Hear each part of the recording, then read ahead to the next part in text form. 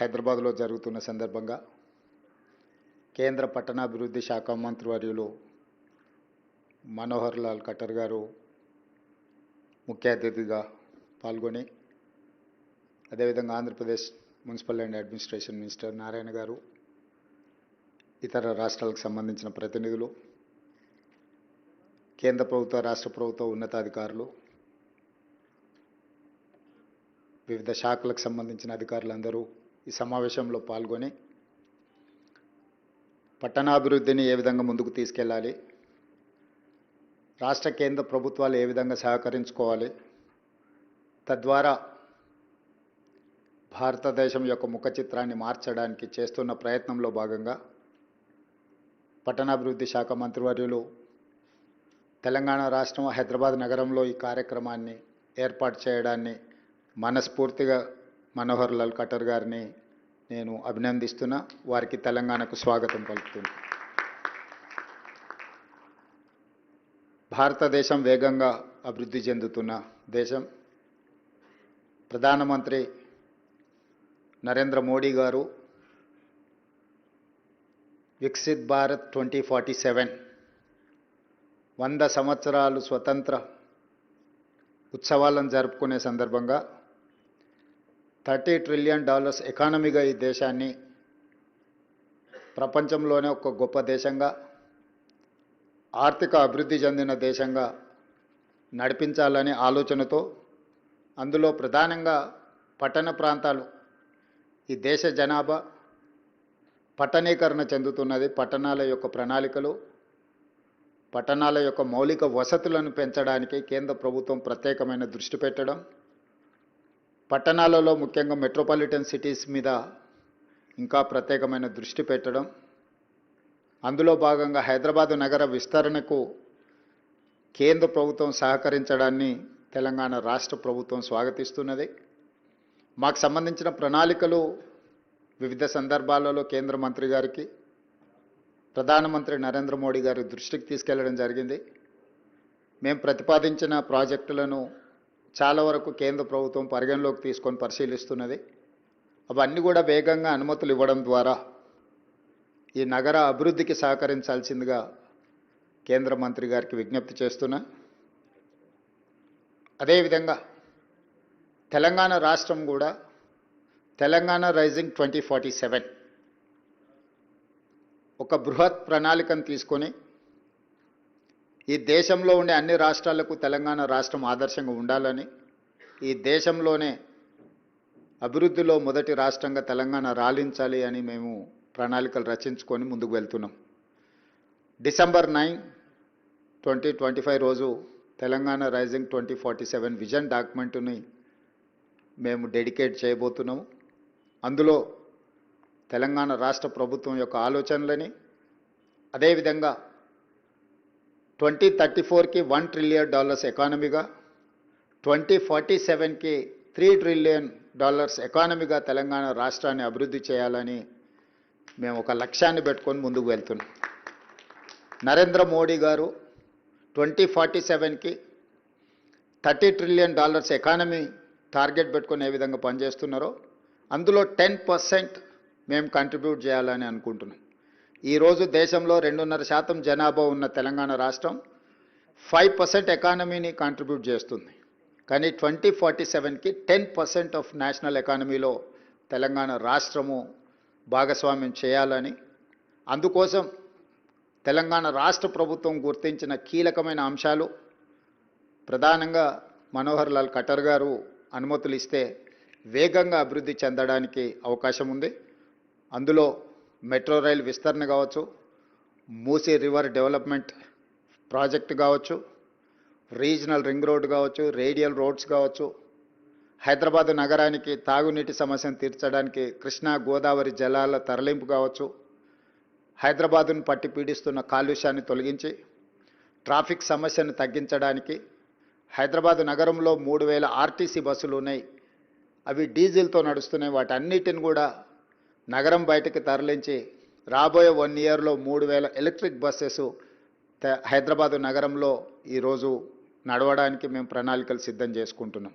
అదేవిధంగా sewerage treatment plants, Musi నది ప్రక్షాళన వీటన్నిటిని కూడా ఒక ప్రణాళికబద్ధంగా అభివృద్ధి చేయాలని, అదేవిధంగా వేగంగా పెట్టుబడులు. Now Hyderabad is centre for global capability centers, data centers, IT, pharma and medical and health. These are hubs for industries. వీటన్నిటి కోసం ఇప్పటి వరకు ఫైనాన్షియల్ డిస్ట్రిక్ట్, నాలెడ్జ్ హబ్ ఇట్లాంటి వాటిని అభివృద్ధి చేసినాం. ఇప్పుడు మేము ఒక సిటీనే కట్టాలనుకుంటున్నాం, Bharat future city. It is going to come around 30,000 acres. We wanted to compete with New York, Tokyo, Japan or Singapore or Dubai. We don't want to compete with my neighboring states. They are my friends, they are my well-wishers. So, world is one unit. I wanted to compete with Singapore or Dubai. So for that, I need Government of India support. From Telangana, कटर जी, जो नरेंद्र मोदी जी जो कहा है विकसित Bharat 2047, $30 trillion economy के लिए जो सोच रहा है, तेलंगाना की तरफ से, तेलंगाना राज्य की तरफ से हम लोग एक विजन डॉक्यूमेंट बनाए कि तेलंगाना राइजिंग 2047. हम लोग ये टारगेट बनाए कि 2034 में $1 ट्रिलियन इकोनॉमी, 2047 के तक $3 ट्रिलियन इकोनॉमी. अभी हमारा पॉपुलेशन है 2.5%. We are contributing 5% economy in the country. Our target is up to 2047. We wanted to contribute 10% economy of this country.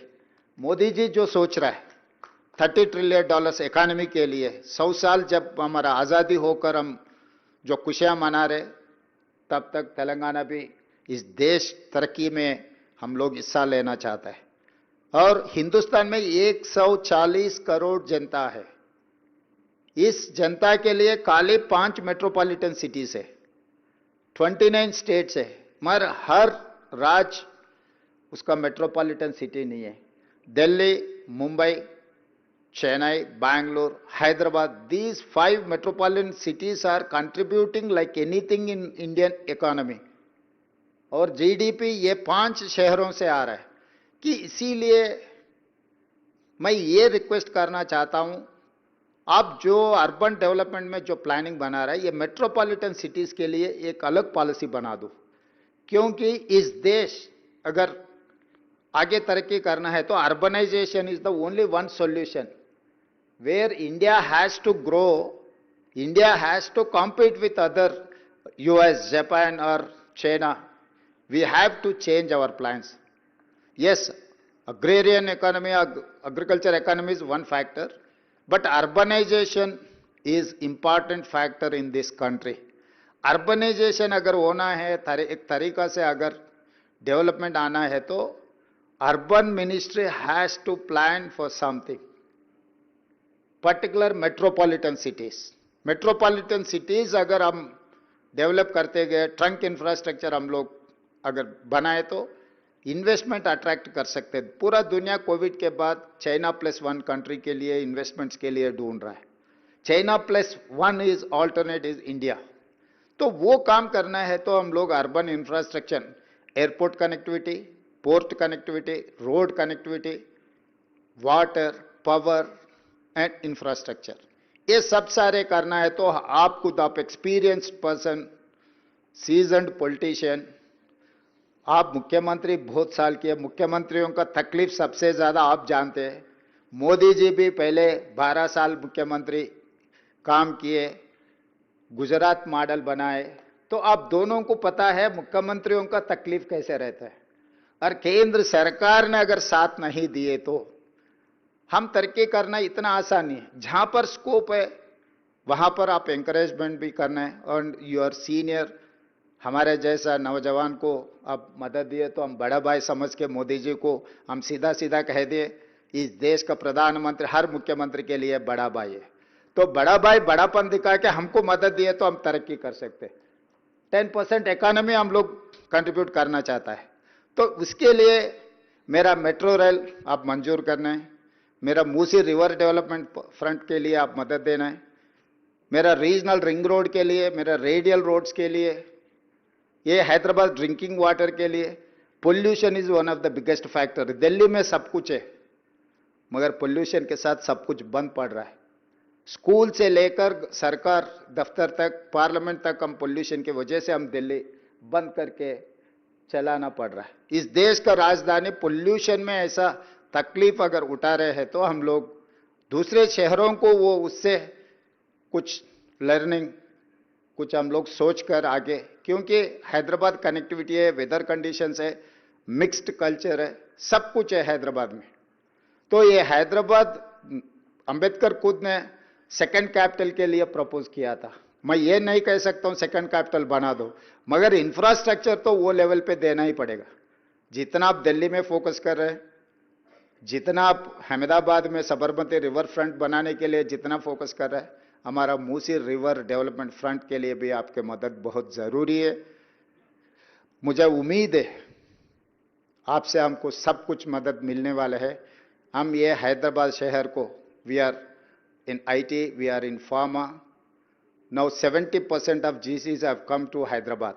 Why? Because of my infrastructure, because of my working culture, because of knowledge hub, educational institutes like ISB, like Nalsar, Law University, IIT Hyderabad. I have 175 engineering colleges. Every year I'm producing almost 110,000 engineering students from my state.